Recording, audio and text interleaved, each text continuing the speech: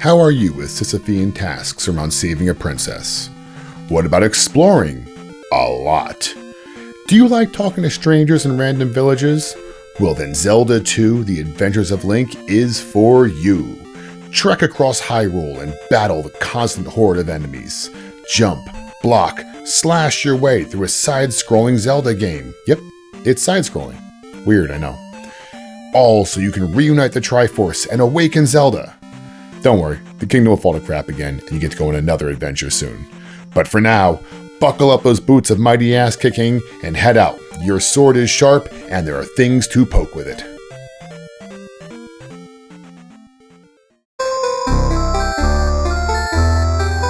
Retro Recall. Welcome to Retro Recall, the show with more nostalgia than how desperately the village ladies want Link to join them in their homes. Even the old ladies, especially the old ladies. Yeah, going back into it, you do realize these guys had a theme. Yeah, like, hey, I can restore your health. Come inside. Yeah, baby. Yeah, it's like, all right. Today we've had a few weeks of universally loved games, and so time to add a little bit of controversy. We're going to be talking about one of the most divisive games we've covered so far, Zelda 2. Diving into the history of the game, why it's divisive as it is, our opinions on that, and really its place in the legacy of Zelda, and a little bit of more just screw around. So. Sure. Okay. Well, hey, let's get right into it because everybody's familiar with the Zelda series. It's one of the most popular game series in existence. But when did this come out? Let's go back in time. Take me to the 80s. It actually has a pretty interesting release, this one. So it was released in North America on December 1st of 1998, kind of a classic Christmas release. But interestingly, it was released in Japan on January of 1987, almost 2 years prior. And we'll explain more on that later, but it's a wild thing. This game actually came out almost a year after the original Zelda in Japan. It came out real fast in Japan. It was like Zelda 1, and then they were just, boom, Zelda 2 within a year. It was real quick, but not in the US. Yeah, but I always like to talk about what's going on. Number one song in America, and I have nothing here, Tom. I don't know. It's called Look Away by Chicago. Yeah, I had to look this up because I know who Chicago is, but I don't remember some songs by their names. But as soon as I didn't know Chicago was a band. It's a band. I didn't even know. Like I saw this and went, I have no idea what this song is. Yeah. I didn't know this was a band. I got nothing. Yeah, they were very popular. They definitely were. Think of this as just like popular 80s radio ballad type song. I mean, it was one of those classic like 80s ballads. All right. Well, all I know is, as usual, I looked up my music. Screeching Weasels, Boogada Boogada Boogada came out around the same time, which is a really good album where I think almost every song is 60 seconds and there's like 40 songs on the album. So good for you, Screeching Weasel. Suffer from Bad Religion. And I'm going to admit something here I probably shouldn't admit, but my favorite band of all time is Gwar. Wow.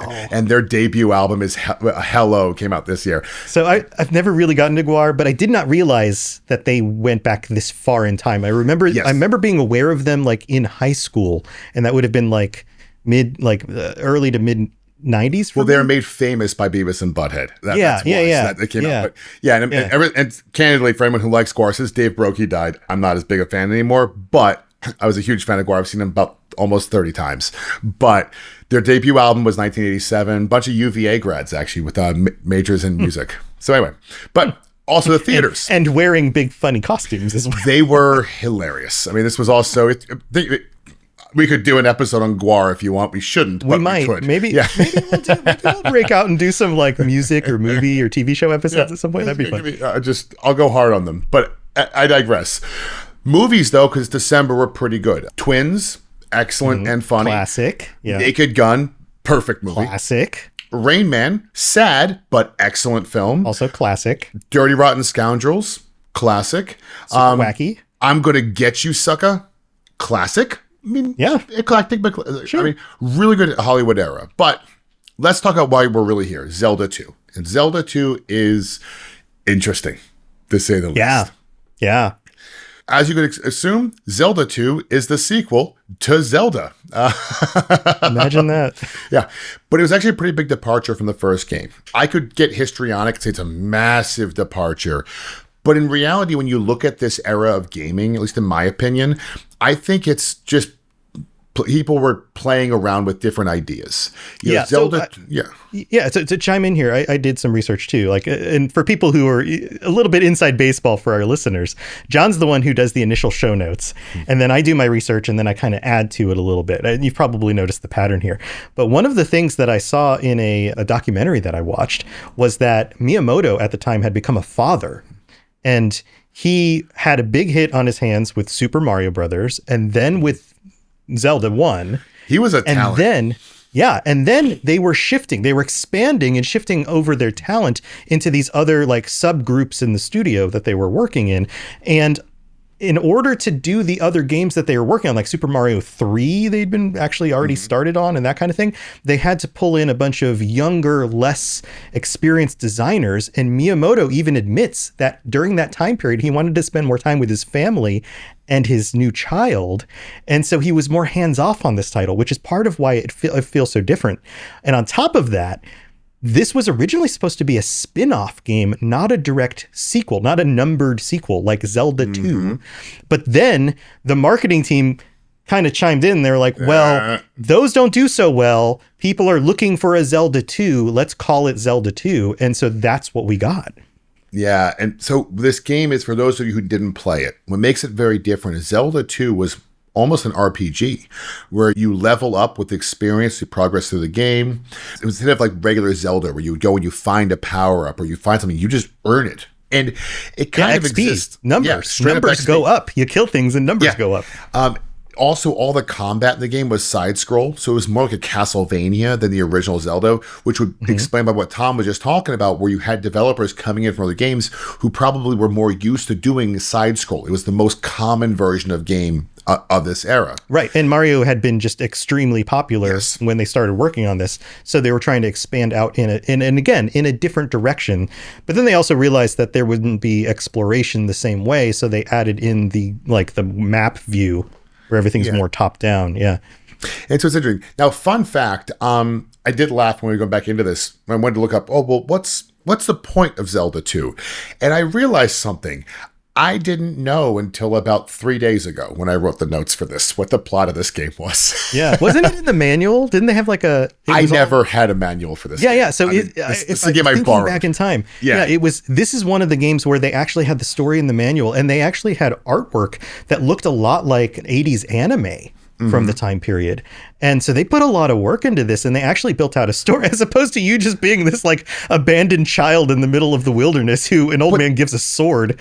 But that's the problem, because I borrowed the game. Like I didn't buy the game with a manual, so I never had the manual. Actually, when I replayed it, the first time I ever replayed this was on NES Classic. There was no manual. So I just learned for the first time that Link apparently noticed a mark on his hand, and then he found some person named Impa who just was Zelda's guardian. It changes, I guess. Yeah. Well, Impa changes through, I guess, I had to look up who Impa was. I guess Impa changes through all the Zelda games into almost different characters. Man. That's a whole nother thing. Like, there are people who are like, well, there is a timeline with multiple realities and multiple Zeldas and multiple Links throughout time. And it's like, that stuff is insane to me, because like this game, they were just kind of spitballing it as they went.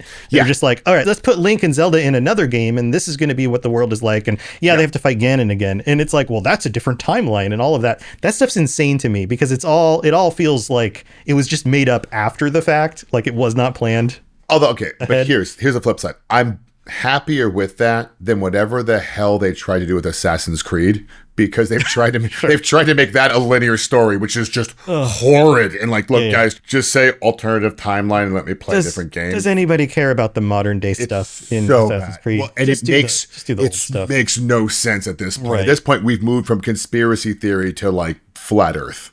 Yeah, it's all insane. But anyway, this one was actually a direct sequel, right? And like you were saying, there's this mark on his hand, and then there's...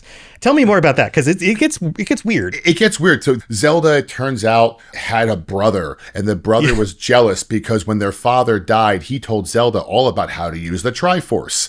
And so then he had a magician zap her with a magic spell, which put Zelda into a coma and backfired, killing the magician. Which is why at the beginning of the game, when you start out, Zelda is sleeping in that like shrine that you're in behind you.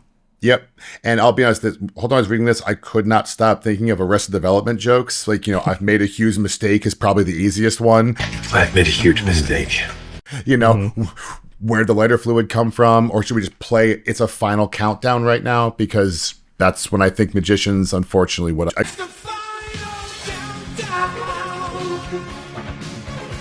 go to Job immediately. Okay. Nice.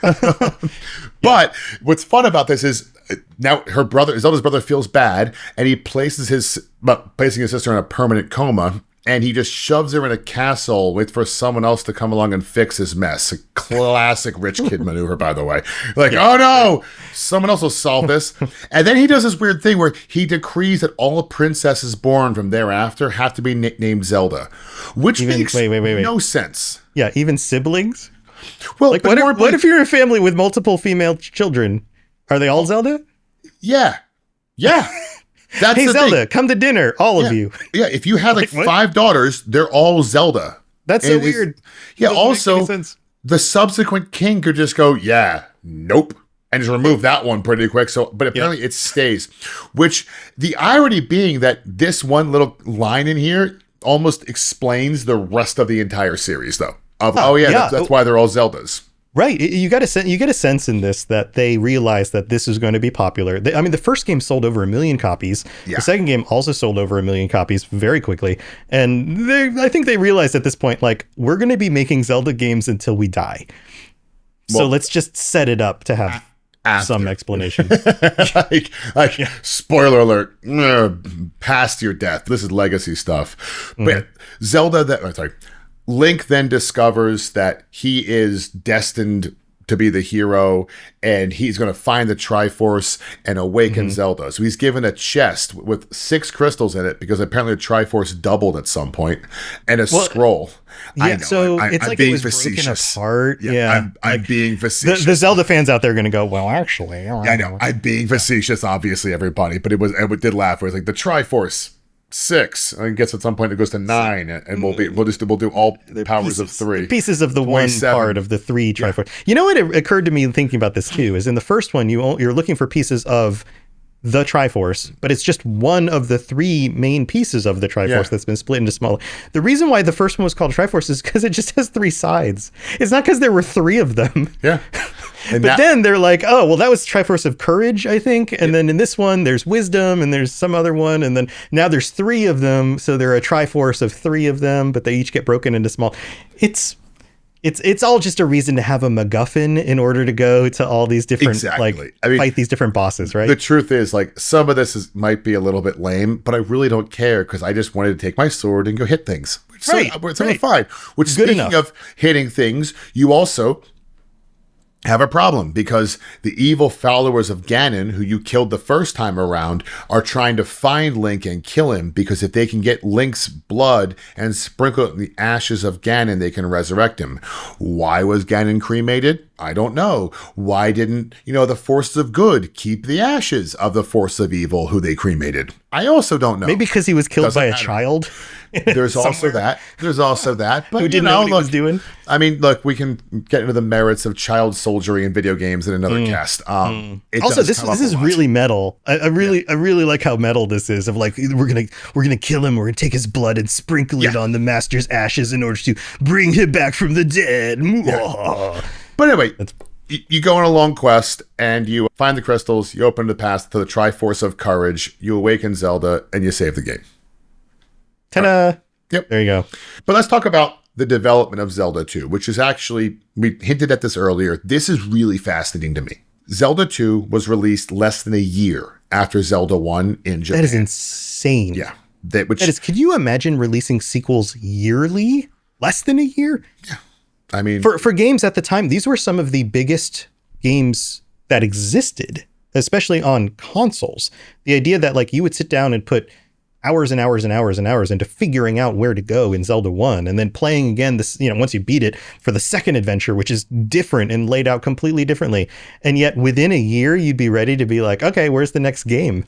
That's Well, you'd almost so expect fast. it. The idea of waiting 5 years, like we all do, for a game is crazy. Now, I will admit, Zelda 2 is 257 kilobytes. Sure, So sure.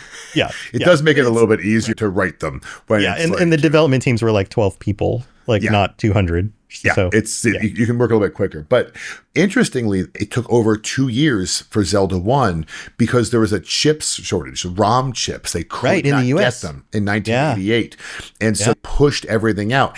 And what they ended up having to do is they had to make a bunch of choices around actual releases. The point where Zelda 2 almost pushed even further because they were so excited for Super Mario 3 and they pushed Mario 3 actually instead of it. But Nintendo was triaging video games in order to figure out what to get out. yeah. But the developers of it also were looking to do something a little bit different. They, once who were making it, they were trying to blend the original Zelda with a game called Dragon Warrior, which, by the way, is light years hard. If you ever played Dragon Warrior? Oh, yeah. Brutal. I definitely want to talk about this with you because the influences. I remember playing Dragon Warrior, which eventually in the US becomes Dragon Quest. So if you're not familiar with Dragon Warrior, Okay. I can't remember which one it is. Yeah. Dragon Quest, like the originals in Japan were better translated to Dragon Quest, and the games that come out in the US now that are sequels are Dragon Quest. But in the US, that came out as Dragon Warrior. I think they thought that would go over better with American audiences, something like that. And then that game was very much more influenced by American like PC RPGs from the 80s. And actually had RPG mechanics and battles where it was kind of like a proto Final Fantasy. Final Fantasy took a lot from Dragon Warrior as well. Yeah. Dragon Warrior is actually, I played turn-based Dragon battles. Warrior well before I ever played Final Fantasy. And actually, it's Dragon Warrior, funny story, is the reason I didn't play Final Fantasy for a very long time. Because Dragon Warrior was so difficult. I was like, I didn't want to even play that genre. That's how hard. Yeah. Dragon Warrior was brutal. And the actual distance between release dates is actually still pretty close. It was like Zelda 1, then Dragon Warrior just a few months later, and then Zelda 2 in Japan like 6 or 8 months after that, and then Final Fantasy came out like a year after that or something like that. Right. But all 4 of those games are within like a 2-year period of time, which is insane. Yeah. And as Tom was saying earlier, Miyamoto brought in a whole new team for the Zelda 2 thing. So that's why everything's really different. Now, I also do think part of this, beyond them being new, I also think the studios were still at this era experimenting a little bit with different styles because gaming is new. We do not know what is going to hit. Mario Brothers was a massive hit, but there were also a lot of misses this time. You know, for all the games that sell 1 million copies, it's just like music. For the one band that sells 1 million copies to the record label, there's 1,000 that sell five albums. Yeah, absolutely. You know, well, and you mentioned Mario because in Mario 1 absolutely was the biggest hit Nintendo did in that early to mid 80s period. Yeah. And then they put out a Mario 2, which in the US became the Lost Levels, but it was basically the same engine as Mario 1 with just new levels and very minor changes to the gameplay.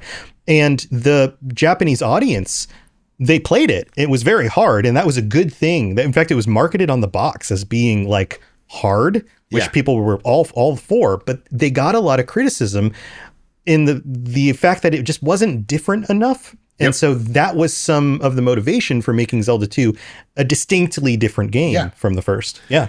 It's this weird thing. And getting into that, let's talk about the reception it got, because I think it is important here, because Zelda 2 has this very weird reception. And what I mean by that is at release, extremely well received. 5 out of 5 star reviews, millions of copies. Everyone is praising it, talking about all, it's great looking, it's fun to play, etc.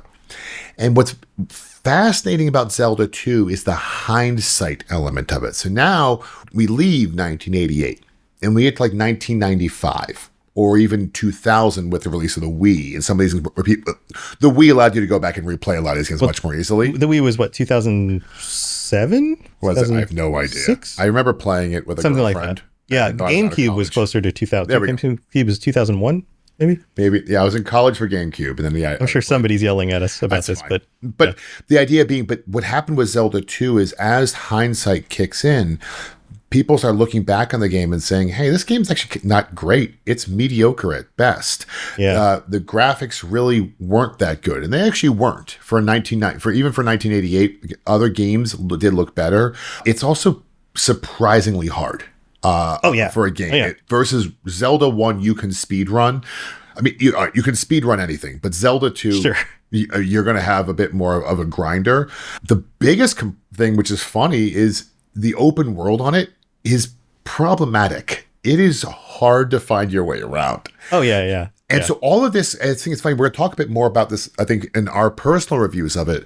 But this is when we talk about the game becoming divisive. It was not divisive at release at all. Everyone, universally loved. It's post. It and Dragon Quest in Japan were both reviewed in the same year by the top gaming magazine and given higher scores than any other game that released that year. Yeah. And yet, across the board, people were like, Zelda 2 is great. It is a milestone, 9.5 out of 10, those types of reviews.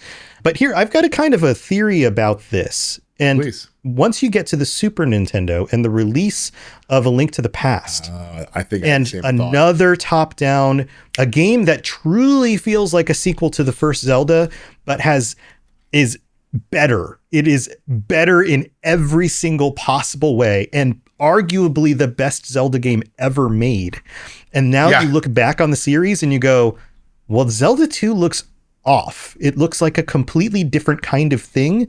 And if that's your perspective, then it totally makes sense that it's just like when we talk about music a lot, right? Yeah. It's like the band puts out their first album. You're like, yeah, this is real good. And they put up a second album. It gets a little bit weird, but you're like, yeah, I'm glad they put out another album. It's pretty good.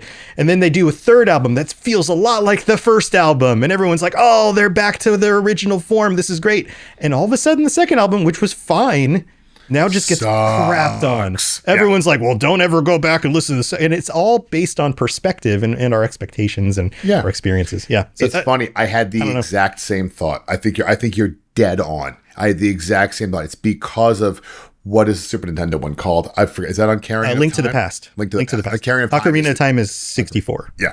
But the Link to the Past is, I think you're right. I think it's the best one they ever made. And it and Zelda 1, I just feel close. And then Zelda 2 just it's sits a top there. down, you run around, you chop the bushes with your sword, like all of that kind of stuff. Yeah. All right, but let's jump into us playing this game. First time back. I will have to admit, I loaded the game up. I was all ready to play, and I got about 4 minutes in and went, oh yeah, I beat this a decade ago.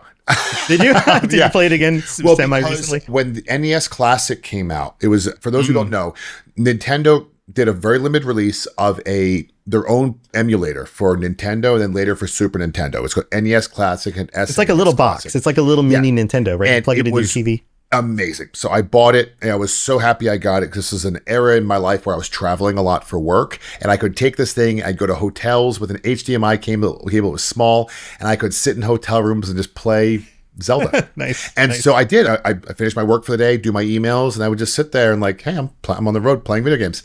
And so I remember I would go through, I beat Super Mario 2, which gave me great joy because that game was hard. But I beat Zelda 2. I beat a lot of these ones. So yeah, I did like the game, but for you, Tom, what was it like getting back into this? Yeah, this is one I haven't really played since I was a kid. And it's one that I owned as a kid. So I was, 87, I would have been like 8, 88, I would have been like 9. It was one of those games that I didn't beat in just one sitting. I would play it, and because you could save the game, I would come back, and then there were probably a few months that would go by and I just was playing other games or into other stuff or whatever. And then I'd come back and play it. So probably within the year or two of getting the game, I actually finished it and got all the way through the game. But I remember it being a grind, and I remember being really proud that I was able to get all the way to the end and beat the game, because you get lives, which is new for a Zelda game. Right. And if you use all the lives, you go all the way back to the temple you start in, and then you got to get all the way back to where you were going. And to its credit, the temple's kind of in the middle of the map. And if you've broken down those boulders, it's easier to get back to certain locations. But without a guide. And I don't remember if I had hints from Nintendo Power. I probably did. That probably helped me get through this. But there's a lot of just like, I don't know where to go. I guess I'll just walk around in a forest until it puts me in a screen where I find something, I guess. And then eventually you go back to the villages you were in. You talk to the same person again. They're like, oh, well, here's another power for you. And you're like, oh, finally, I found it. It doesn't really tell you where to go. That's the biggest problem. We're going to get to some of that later. Yeah. In the bad part. But this, for the most part, I remember the feeling of the combat. I really like it. Like you said, it's not the best graphics ever, but there's an aesthetic to like the knights and the way some of the things animate, like the knight on the horse and how it kind of floats around, and like some of this stuff that really is still pretty cool, especially for being on the original NES.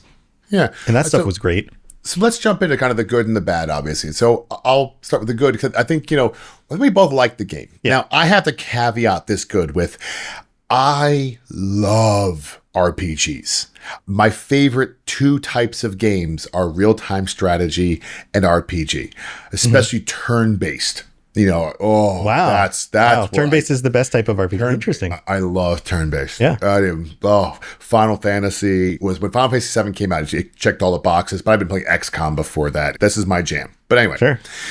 Zelda 2 being an RPG game more than an adventure game actually made it more naturally into my style. So to me, the leveling mechanics I thought were better. The way you progress, the open world element, a lot of the stuff in the game that actually gets it panned is stuff that makes me like it more, but that's because it checks boxes for me as a person. So I have to caveat it with that one. Right. Well, even the conversations and like the villages and stuff like that. Yeah, exactly. The NPCs, the introduction of NPCs. Yeah, there might be too many of them. And yes, some of them, I am error is something they're very famous for, obviously. Yes, that's great. These things do that. Oopsies, guys. But this is a real great introduction to what becomes almost bog standard later on. I mean, to the point where this is a stretch, but it's there. When I'm playing the game, I kept thinking about Witcher. You go into a town and you're talking to random people, and it's one of these random people is what you're going to kind of help you figure out where you're going next. And I remember thinking like, oh, so The Witcher.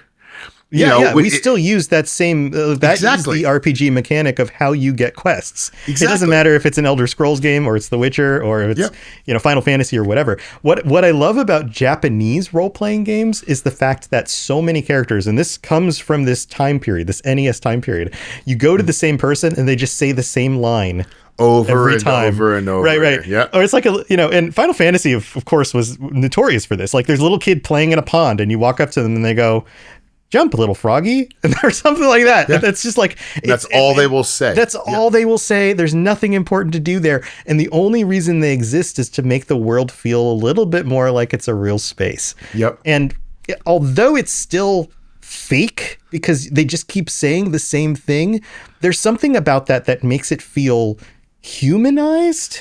Like, you go back and play Zelda 1, that's a good phrase. There's no village. The only NPCs you interact with are like hidden in caves or in a dungeon somewhere, and they want to sell you something. Which is weird too. I mean, I will say this game does feel a bit more natural. Hey, I want to go get something. You go into town. You still have to go find the sages in the middle of nowhere to get your spells, but it's not this constant like, I broke down a boulder and inside this dark cave is just a dude. Hanging out. It's Zelda 1 feels like it's a it's a post-apocalyptic world where everyone's like hiding away in caves trying to survive the day. Whereas Zelda 2 feels like, oh, there's actually like villages and towns and like people and that makes me feel more like a real world. Yeah. I also admit I found the side scrolling, I actually liked it more. I don't want to say I like Zelda 1 more than Zelda 2, but what I will say is I found the side scroll combat a bit more natural for a Nintendo game, and I think my opinion is because that's just how Nintendo worked better. It was a lot of the games were side scrollers. It just made it work better, and the interface just felt more natural. But how about you, Tom? What did you like? I liked all of that stuff. The combat is not perfect, but there are elements that make it stand out. So this idea of like holding your shield up or down and swinging at things and enemies that can do the same. They're trying to do some sort of like balanced like combat sort of thing, which was a good first attempt. It's not perfect, but it was a good first attempt. Yes. But then adding the other, like the game gets more fun as it goes when you can jump and like downward stab at things or upward stab at them or jump really high or, any of the other, throw fireballs at things when you swing. Like the other spells are fun. The enemy diversity is actually really cool. You've got all sorts of, like I mentioned the knights before. Each of the bosses is interesting. They're not as like massive as like future Zelda games get where they're like these big monsters and things like that. Right.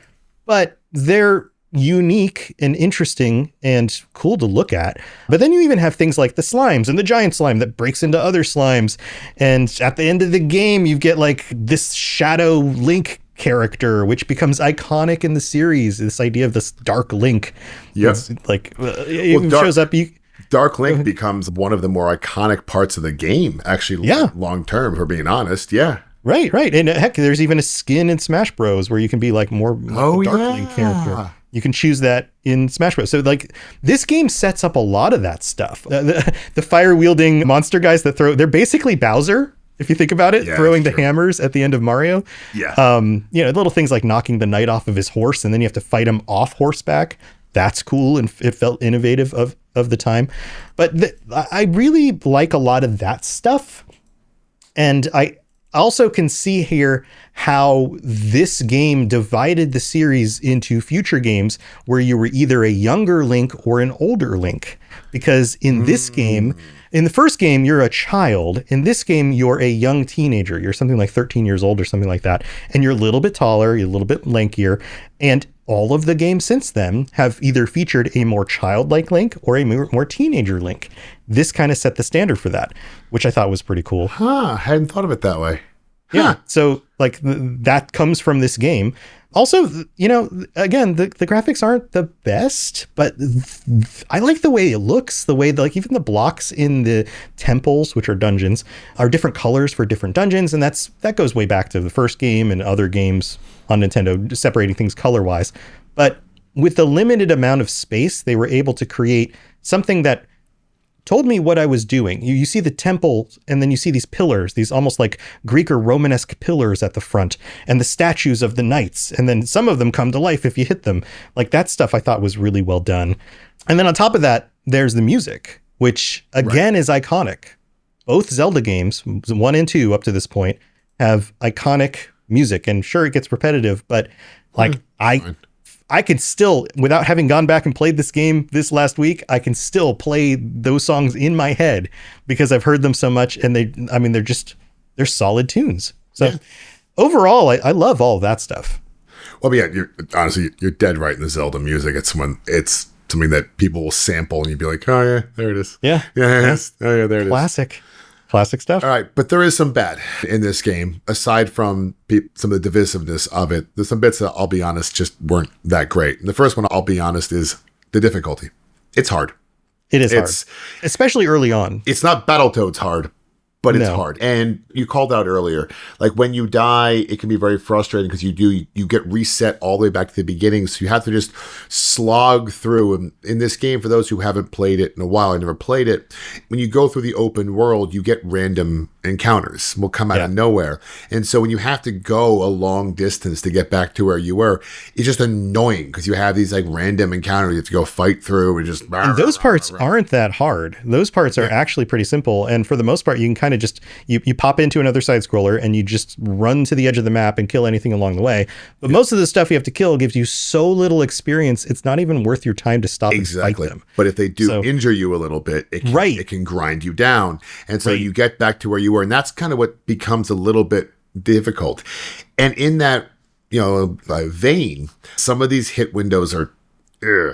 So they're pretty tight, especially some of the shielded enemies where it's like, it feels like I hit you in the head, but somehow you block that one. You really got to time it well. And so what happens is as you progress through the game, you can become overwhelmed by enemies and just get ground down. And this is where the 2D side-scrolling mechanism will let you down a little bit. Because you're struggling to hit the enemies. Later, you do get some ability to jump over them and hit them from the top. But if you don't time that right, they'll burn you. It just starts to become like Yeah, or fighting like the horse head guy, the first Yes. temple, or the big guy with the spikes on his head and he's got like the spinny spiked ball thing. yeah, because it's like just hard to avoid him. Exactly. Yeah, you jump up to hit their heads, and there's this thing that happens where like the pressure of the impact sends you backwards, which most of the time means that they swing and they miss you, but it doesn't always. Sometimes there's just, that's the thing you have to do to land the hit, and there's just no way to avoid the next swing that happens. Yeah, so that can be very rage quitty frustrating, because you do have these moments where like, I didn't have another choice, and then here I am. So there's that. Yeah, the thing that happens to me, and I'm sure happened to me as a kid, is that I would start to feel like I was good at a certain mechanic. Like, oh, I'm getting real good at like timing my swings and my blocks. And then all of a sudden you start just taking hits and you're like, oh crap, I messed up. And then because so many of those take a lot of health, that grinds you down. And speaking of grinding, in order to really get to a place in this game where you feel like you can competently make your way all the way through a dungeon, you kind of have to grind out some of that XP. Yeah, this is one of the or go find like the hidden locations that give you extra XP somewhere. Yep. And that's an RPG thing, and it definitely was an RPG thing back in the 80s, but it doesn't always feel great. Still is. Yeah. I mean, and kind of in that vein, another one is, it's not a very linear setup, the map.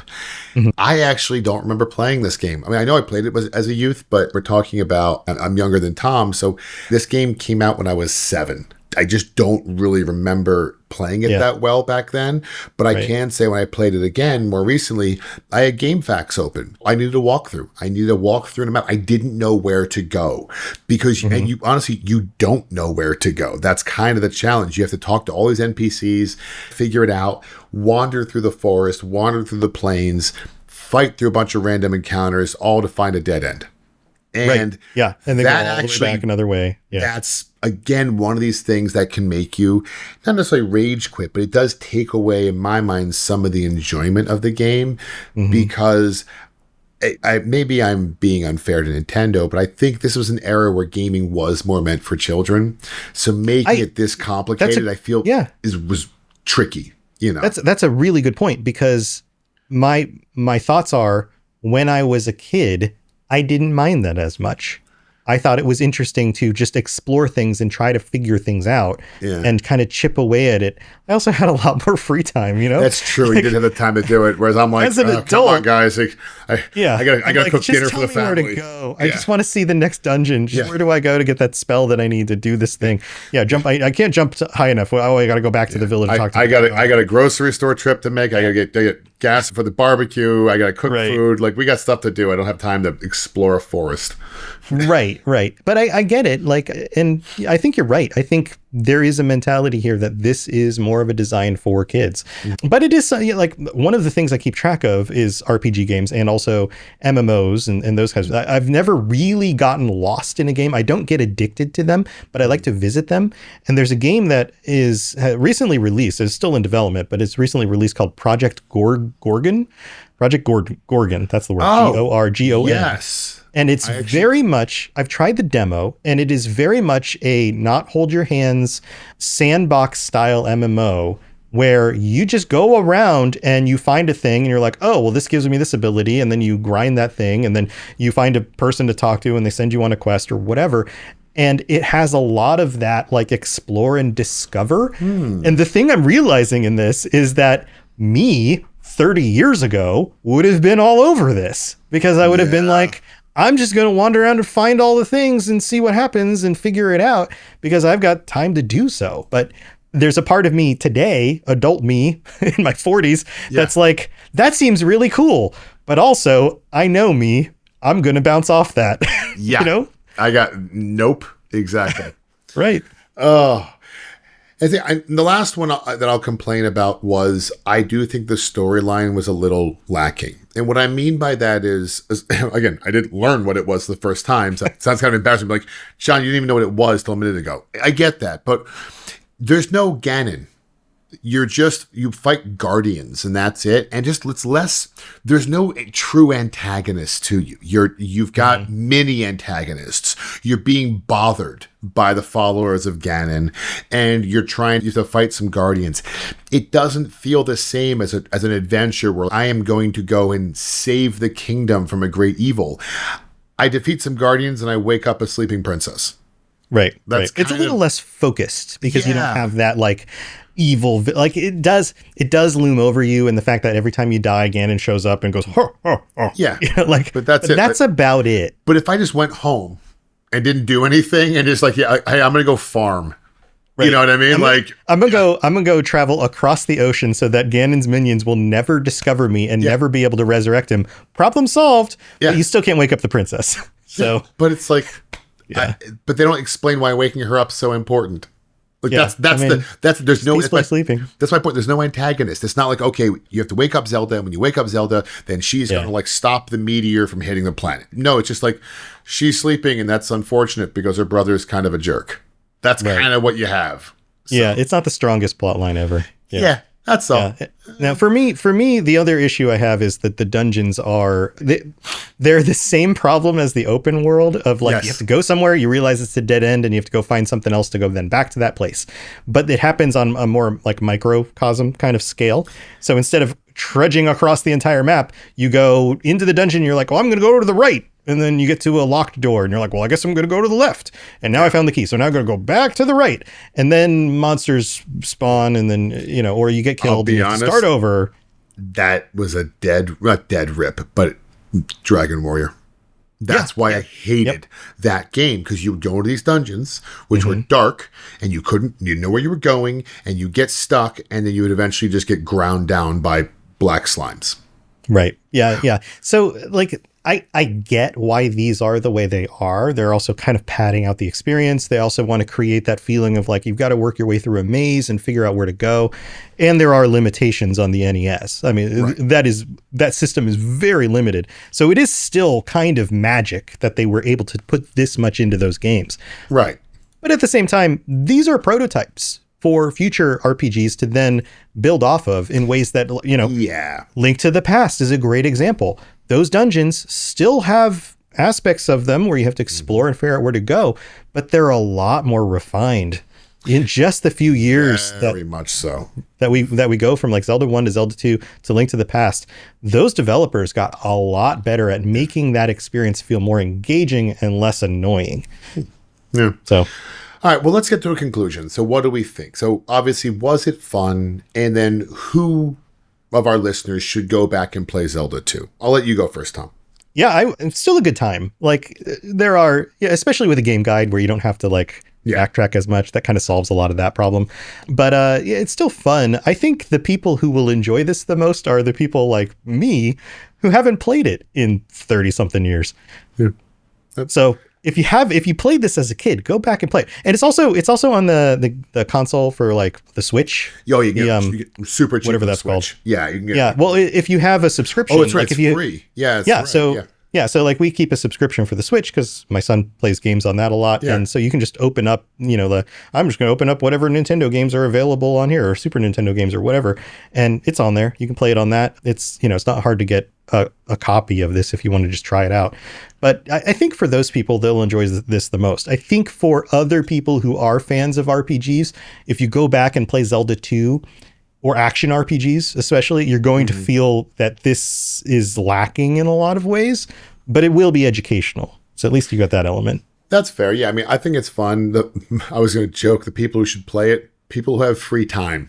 Because this game, it's going to take a lot longer to beat than a normal Nintendo game would. I mean, this one, Final Fantasy, these are some of the rare Nintendo games that actually can eat up a lot of hours of your life. There's not a lot of them, but this is in the group.